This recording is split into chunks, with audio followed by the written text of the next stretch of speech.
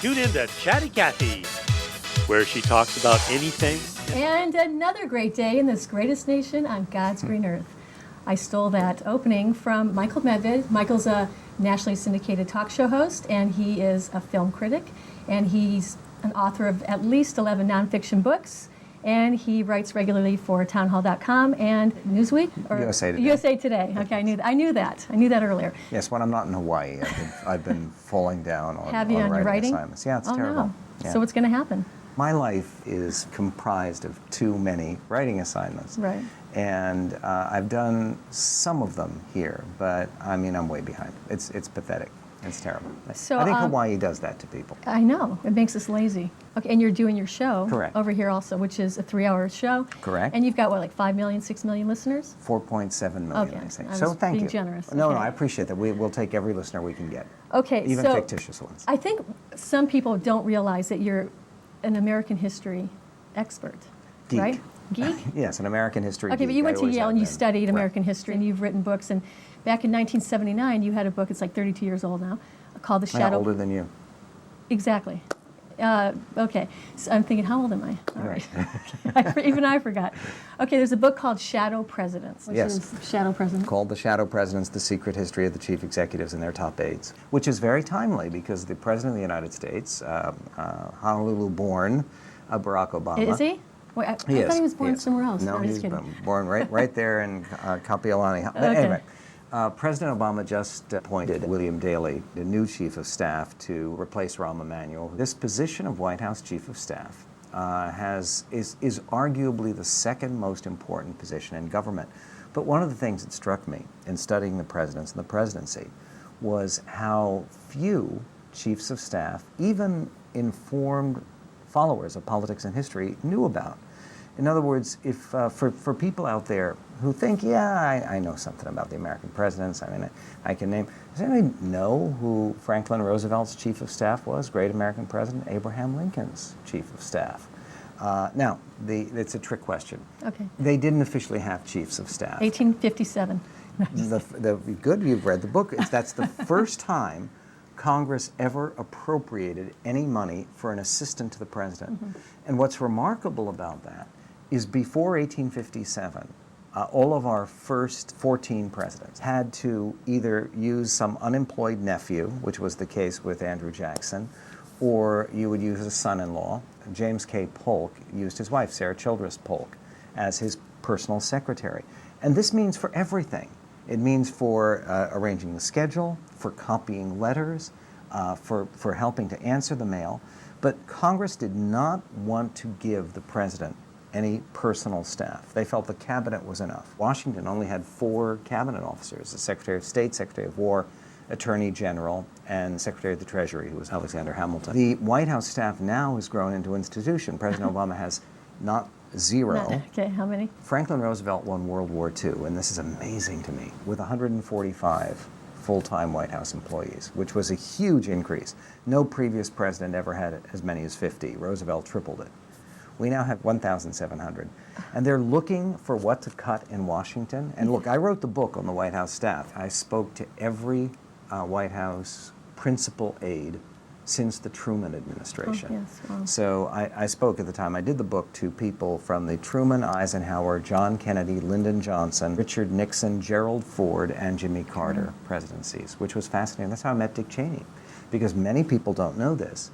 Dick Cheney was chief of staff for Gerald Ford, an excellent chief of staff. He succeeded as chief of staff. Ford's initial chief of staff, who was a guy named Donald Rumsfeld, who later became Secretary of Defense. Mm-hmm. And Cheney and Rumsfeld were old friends. Cheney was a young man when he worked for Gerald Ford. He was universally admired. He was probably the most successful chief of staff in terms of his personal reputation and service to the president of any recent chief of staff. Recent. Yeah. You could argue that after Ford and after Carter, James Baker, the future Secretary of State, was chief of staff to President Reagan, and he was also excellent. Do they help to make the president great? Sure. Are they necessary? I mean, if they didn't have them, do you think they would still be great? Once upon a time, it was possible. Washington, as a general-in-chief, he was general of a mighty struggle, and people don't realize that the United States at the time was considered, the 13 colonies had more than 3.5 million people. who lived there. And it stretched from New Hampshire all the way down to Georgia. So it was considered a mighty empire at the time. And here's George Washington, head of this army. So he always had an aide de camp. He always had a principal military aide. And Alexander Hamilton, later Secretary of the Treasury, is on our $10 bill, was at one time Washington's military aide. And when he was president, Hamilton was Secretary of the Treasury. He used a guy named Tobias Lear, and he did everything for Washington, copying letters. He even measured Washington's body after he died, which is how we know that he was so freakishly tall. He was 6'3" at a time when the average man was 5'6". The point about this, your question is an excellent question, which is, can a president today be a great president without a very competent chief of staff? And the answer is absolutely not.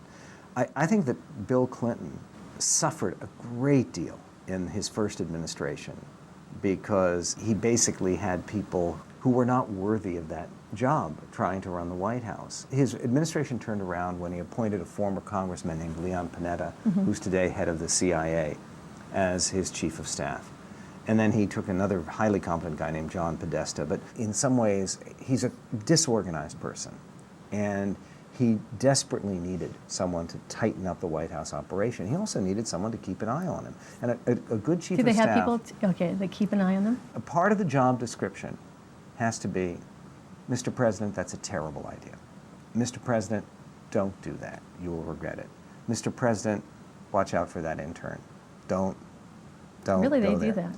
A good chief of staff would have. And there are examples in White House history of presidents suffering because they didn't have a chief of staff who was capable of doing that. Warren Harding is reputed, and this is controversial among historians, whether he actually had an affair and conceived a child with Nan Britton. And they're trying to do some DNA. Nan Britton was a teenager that he was allegedly involved with back in Marion, Ohio. And there's this lurid story that she told after Harding died, that they had sex together in the White House broom closet. What's interesting is, considering what was going on in the Harding White House, at least allegedly, George Christian, who was Harding's chief of staff, was going blind. He was suffering from cataracts and losing his vision, so he was not a commanding presence. But Dwight Eisenhower, I think in any list of the greatest American presidents, Ike would have to be in the top 5. Ike was a magnificent president, and he simply didn't put a foot wrong. And as an example of character and judgment, outstanding. He also had an outstanding chief of staff. His name was Sherman Adams. He's a former governor of New Hampshire, who I interviewed for the book. He gave me the last interview before he died. And that's one of the things that any president should look for, is somebody who has a certain level of achievement in his own prior life, so he can tell the president, no, don't do this. Are they usually older than the president? Traditionally, it's always been a young man's job, but Bill Daley is older than President Obama, and I think Panetta is older than Clinton. Ted Sorensen, who just died, was a wonderful man, actually, and who I also interviewed for the book, was the principal aide to Jack Kennedy. Kennedy didn't have a chief of staff, and it was a terrible mistake. And that's one of the things, part of it, frankly, is because there was so much hanky-panky going on in that White House. It was beyond belief. And he didn't want anybody who knew everything was going on. He had one guy who was in charge of the girls, bringing the girls to the White House, named Dave Powers. And Ted Sorensen was his main policy advisor, and he wrote the speeches, and magnificent speechwriter. He wrote most of that famous first inaugural address, Ask Not What Your Country Can Do For You. Sorensen was a much younger man, and he idolized Kennedy. But he told me a story which really goes to some of the problems with John Kennedy's character, which is, for years before he declared his candidacy at age 43, was traveling around in New Hampshire and West Virginia and early primary states, basically lining up support. And they would travel and they'd go to small towns together. He'd say, and we'd go out and we'd eat, we'd have a beer. He said, I always paid, because Jack never carried a wallet. He was son of Joseph P. Kennedy, one of the richest men in the country at the time. I said, did Senator Kennedy ever pay you back for paying for his meals, his lunches, dinners? He said, he never did. Wow. And on my salary, it was very difficult because They weren't making much? Well, at the time, the Kennedys were kind of notorious for not lavishly paying the people who worked for them. No.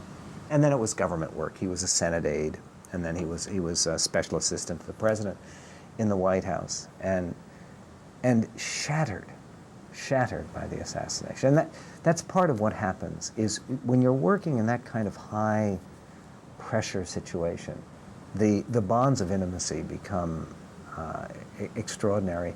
John Nicolay, who was the secretary to the president, which is what they called the chief of staff in the early days, he was secretary to President Lincoln, and he wrote the most beautiful description, which I cite in the book, of President Lincoln was insomniac during the Civil War. And is he depressed? Lonely? Probably. He also, he did not have a close conversational relationship with his wife. He dearly loved Mary Todd Lincoln, but it was not the kind of relationship where they could talk to one another. Lincoln had his two secretaries, John Hay, who later became Secretary of State under McKinley, but John Hay was the assistant secretary, and John Nicolay, who was the chief secretary. They had a bedroom together in the White House. And they were both kids. One was 28 and the other was 23 at the beginning of their service in the White House. John Hay had just graduated from Brown. And So he couldn't sleep.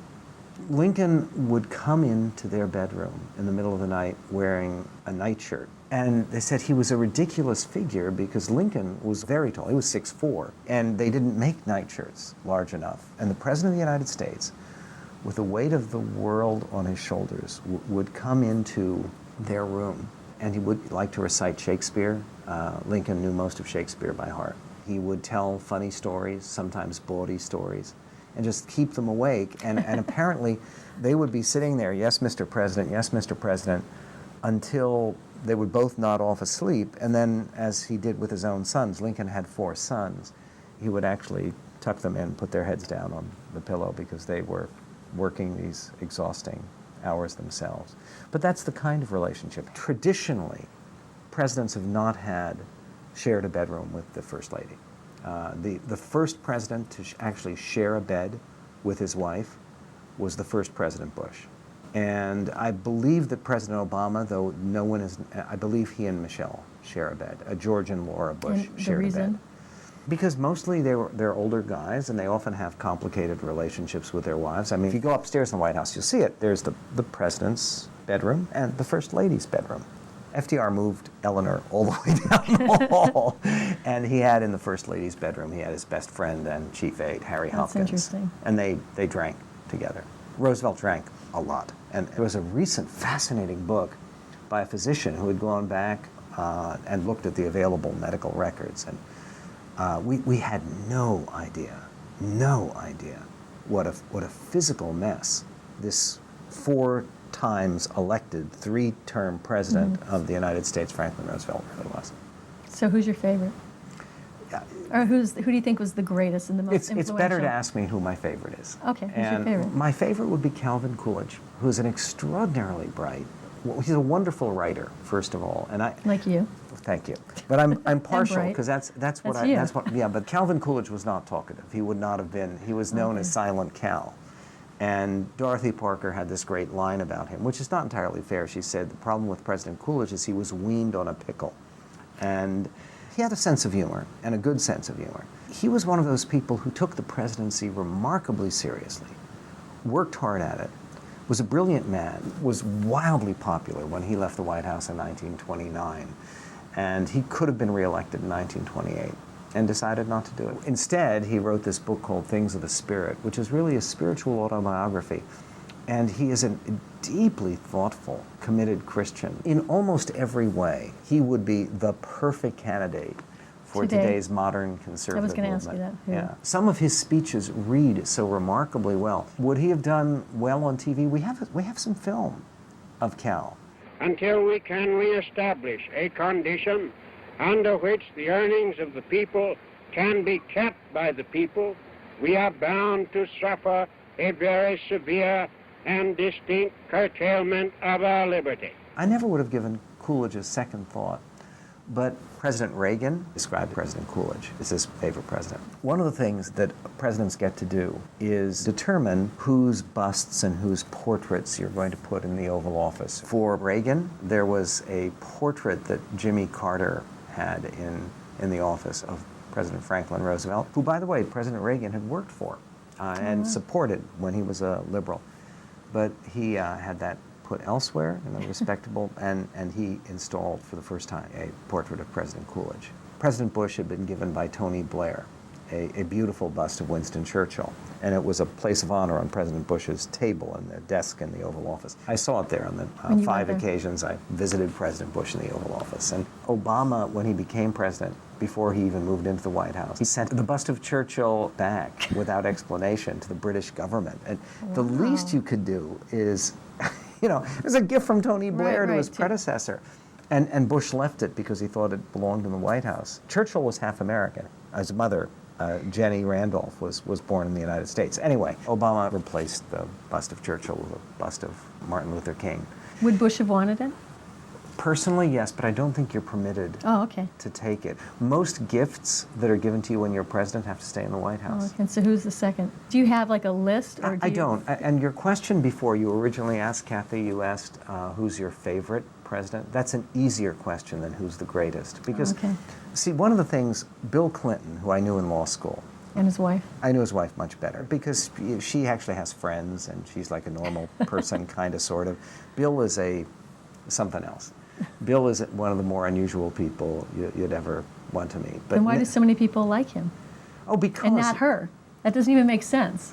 He's very good with people, but he doesn't have any friends. He has people who he uses. And he has a phenomenal memory. And he has the most electric blue eyes, and almost hypnotic. There is something about his power over people. And he's one of those people, when he's talking to you, you think... And the thing is, he remembers every damn thing. It is the most freakish thing. But anyway, what's the difference between a great president and a favorite president?